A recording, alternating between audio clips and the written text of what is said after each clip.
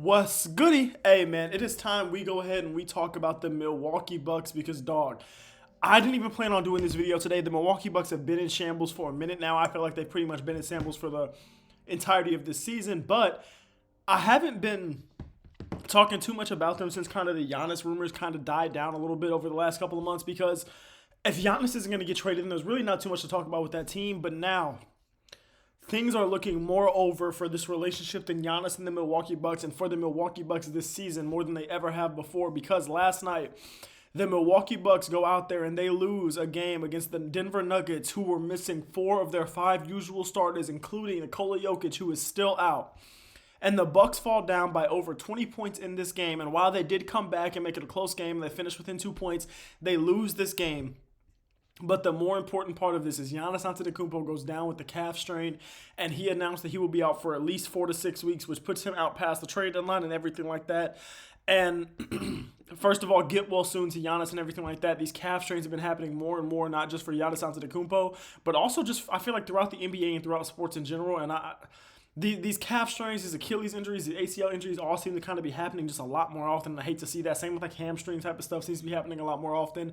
So I just kind of hate that type of stuff. But yeah, get well soon to Giannis. Now for the Milwaukee Bucks,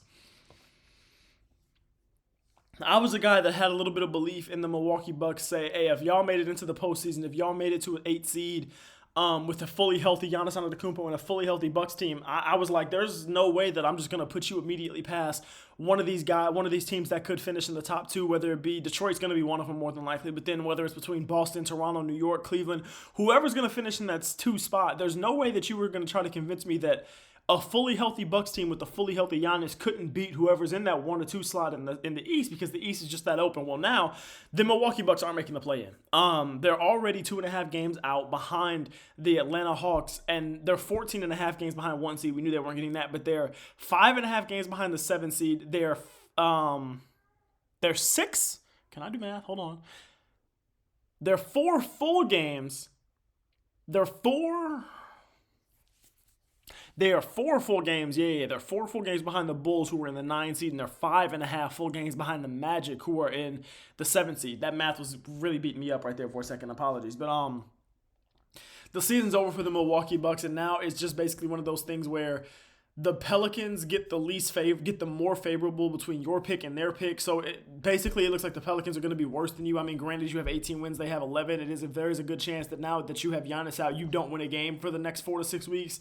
And the Pelicans shoot past you a little bit towards the end of the season. That's possible, but all of Milwaukee's picks over the next couple of years are kind of tied up in like swaps between the Pelicans or between Portland or between Atlanta for this pick. It's really super, super weird. Up until pretty much like 2031, where they have their own pick for sure with no swaps. No other team has any rights to it or anything like that. So that's interesting. But my whole thing for the Milwaukee Bucks, man, is are you just going to trade Giannis now? Regardless of kind of what's going on there, are you just going to say, yeah, things with Giannis have been looking murky the whole season. They've been looking a little more and more murky throughout the last couple of weeks. As we've sat here and we've continued to lose games, and like I said, they are 18-26. They're 14.5 games behind the Detroit Pistons, who are 32-11 in the 1 seed. They're just not a good team. They're sitting outside the play-in in a wide open Eastern Conference and a terrible Eastern Conference. And granted, Giannis has missed games, but they have a lower point differential than teams like the Chicago Bulls, the Atlanta Hawks, and even the Charlotte Hornets, who are behind them in the standings. If we go out west, they have a lower point differential than teams like the Dallas Mavericks, the Memphis Grizzlies, the LA Clippers, the Portland Trail Blazers. The Lakers have a negative point differential, man. That should tell you something. But they're just not a good team. They're probably a bottom.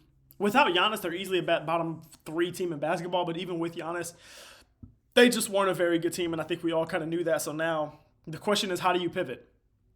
Because is it just finally time for you to say, okay, this is Giannis Antetokounmpo here. The older he gets, the less his value is going to be. The more injured he is, the less his value is going to be. We know there are teams out there like Atlanta, like Detroit, like these teams who are out there right now that might be willing to make a push, that might just be waiting for, or San Antonio, OKC, Houston, all these teams that were out there that were connected to Giannis Antetokounmpo in potential trades, the New York Knicks, all these teams, especially if you're the Knicks, if you're the Hawks, if you're a couple of these teams, it looks like you could really use a Giannis Antetokounmpo. So if you were to open up the market for Giannis and you were to say, hey, we want to shake up this trade deadline that looks like it could be super boring and it looks like it's going to make it a lot harder for me to put out the banger type of videos that I want to put out, but we'll push on regardless.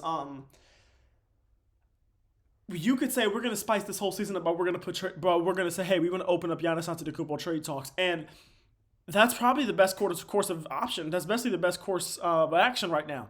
What else are you going to do, bro? You can't make this team compatible. You're not going to be able to make it to where this team, when Giannis comes back towards the end of the season or even building into next year, is going to be a competent team. Even if you're able to go get him a Ja Morant, even if you're able to go get him a Darius Garland, even if you're able to get him a LaMelo Ball, who I think is probably off the market right now, even if you're able to go get him one of these guards, if you're able to go pair him with another big, if you're able to get a wing, whoever you might be able to bring in the offseason or during the trade deadline, there is not one singular move that I can look at right now and I can say that's going to make you a contender. And the thing with the Milwaukee Bucks, is I don't think you have any cap space. Are they a second apron team?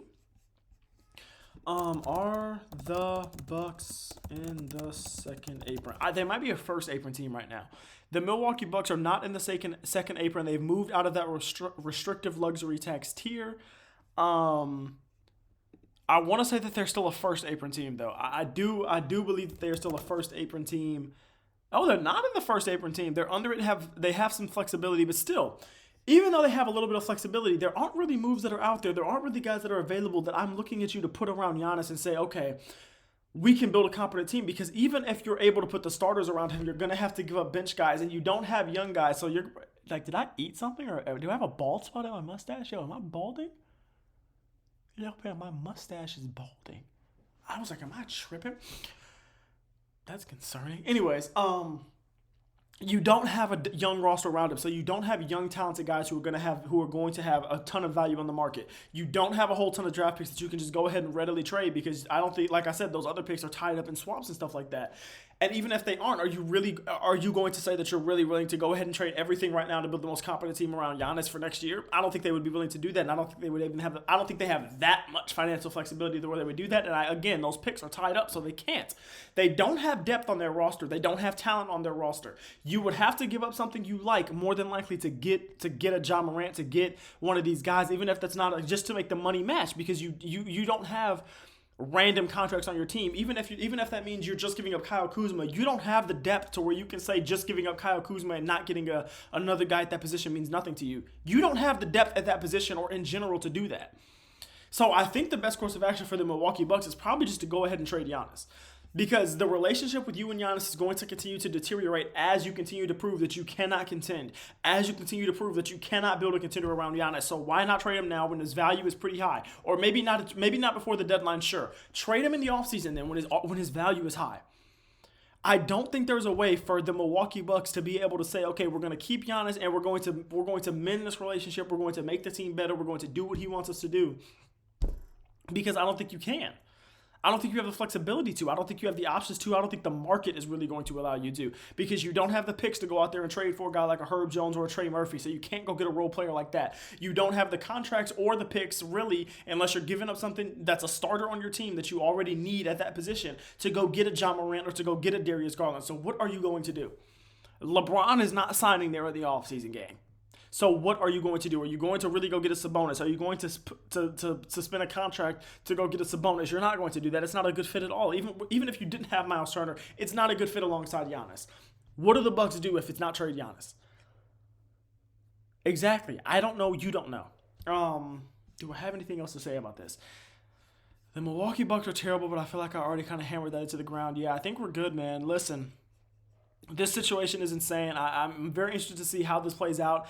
I feel like this isn't going to be something where he's traded by the deadline. I feel like since he's injured, they're probably going to wait for him to play his value back up, come back and do his averaging of 30, 13, and 5, and finish off the season, and then maybe trade him in the offseason. I just don't really know that they're going to trade him before the deadline. But dude, teams should be calling for Giannis left and right now, right this instant. Put pressure on the Milwaukee Bucks to make a move. Put pressure on them to do something. Try to get in contact with Giannis's agent if that doesn't break any rules around the NBA, because you want to try to build that relationship. That might be like tampering type of things. I don't know. Sounds a bit illegal. But do what you can do. Do everything you can do if you're a Detroit Pistons, if you're an Atlanta Hawks, if you're a San Antonio Spurs, not necessarily, you don't really need to do that right now. But hey, the way things are looking for OKC after losing to Indiana last night, if you can go get a Giannis, trade Chet for Giannis today if you can go get a Giannis. You know what I'm saying? So there's a lot of options out there for some of these teams. I'm very interested to see how the situation plays out. And I really did not expect to be recording a Giannis Antetokounmpo video today. But yeah, I love y'all. I appreciate y'all. Thank you for watching as always. Please don't forget to like, comment, subscribe, and everything like that. And keep God first as always, all right?